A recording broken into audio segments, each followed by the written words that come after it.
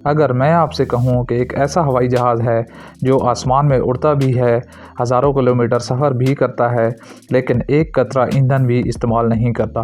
جی ہاں، بغیر پیٹرول، بغیر ڈیزل، صرف سورج کی روشنی سے دنیا کا چکر لگانے والا جہاز۔ زون ٹی وی میں ایک بار پھر سے خوش آمدید۔ سال 2015، جگہ تھی ابو ظبی کی ایک گرم صبح، جہاں رن وے پر ایک ایسا جہاز کھڑا تھا جو پوری دنیا کو حیران کرنے والا تھا۔ یہ کوئی عام ایئر کرافٹ نہیں تھا، یہ تھا دنیا کا پہلا سولر پاورڈ جہاز جو بغیر ایک بھی قطرہ ایندھن کے زمین کا مکمل چکر لگانے کے مشن پر نکلا تھا۔ 2 پائلٹ، ایک خواب اور سورج کی روشنی بطور ایندھن۔ اس لمحے سے شروع ہوا سولر امپلس 2 کا تاریخی سفر، جس نے پوری دنیا کی سوچ بدل کر رکھ دی۔ سولر امپلس 2 مکمل طور پر شمسی توانائی سے چلنے والا تجرباتی ہوائی جہاز تھا۔ اس کے پروں پر لگے تھے 17,000 سولر پینلز جو سورج کی روشنی کو بجلی میں تبدیل کرتے۔ دن میں یہ سورج سے چارج ہوتا اور رات میں انہی بیٹریوں کی طاقت سے پرواز جاری رکھتا۔ 2015 سے 2016 تک یہ جہاز 17 مہینوں کے طویل مشن میں رہا۔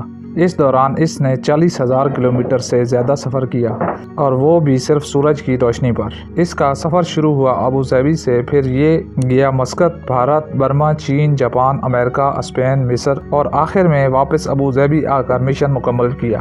یہ جیوگرافی کی کتاب نہیں، انسانی ذہانت کی سب سے حیران کن مثال تھی۔ اس کے اندر تھی 4 الیکٹرک موٹرز جو انتہائی کم طاقت میں چلتی تھیں۔ اس کی رفتار زیادہ نہیں تھی، بس 90 سے لے کر 140 کلومیٹر فی گھنٹہ، لیکن اس کی اصل طاقت رفتار نہیں بلکہ برداشت تھی۔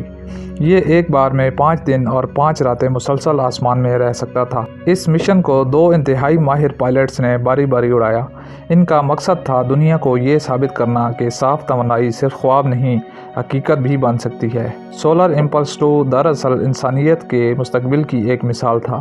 اس نے دنیا کو دکھایا کہ الیکٹرک انجن ممکن ہے، سولر ٹیکنالوجی آج سے ہی کام کر سکتی ہے، ماحول دوست سفر اب حقیقت بن چکا ہے۔ سولر امپلس 2 صرف ایک جہاز نہیں تھا، یہ ایک پیغام تھا کہ اگر انسان چاہے تو سورج کی روشنی سے بھی پوری دنیا فتح کر سکتا ہے۔